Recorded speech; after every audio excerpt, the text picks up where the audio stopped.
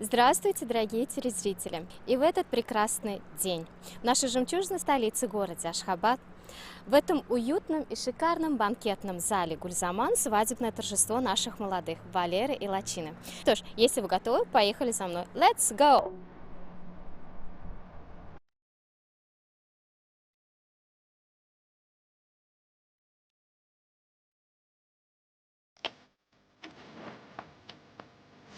Читаем, читаем. Почему же вы сюда пришли? Потому что мне хотелось готовить ужин, а здесь немного холодно. Так.